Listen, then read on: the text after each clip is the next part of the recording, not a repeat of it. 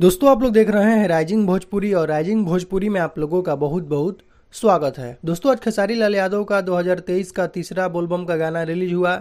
मानस records YouTube channel के माध्यम से वो गाना रिलीज हुआ है। हालांकि नया चैनल है, फिर भी वो गाना काफी बेहतरीन परफॉर्म कर रहा है। दोस्तों खेसारी लाल यादव का फिल्म रंग दे बसंती काफी दिनों से, मुझे लगता है कि करीब 1 महीने से शूटिंग चल रहा था अयोध्या में, जिसका दोस्तों शूटिंग अब फाइनली कंप्लीट हो चुका है। सेकंड शेड्यूल का कल लास्ट शूटिंग था। अब इसका अगला शेड्यूल जो है, थर्ड शेड्यूल, शायद से ये मैसूर में कर्नाटका में शूट होने वाला है। तो फिलहाल अब खेसारी लाल यादव हो चुके हैं एकदम फ्री, फिल्मों से फ्री हो चुके हैं।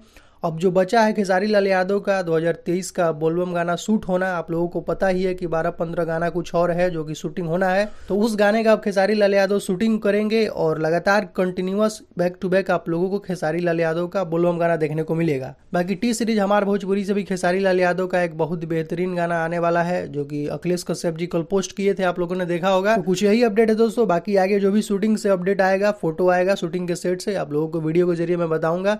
तो इस वीडियो में सिर्फ इतना ही। मिलते हैं नेक्स्ट वीडियो में। Thank you so much.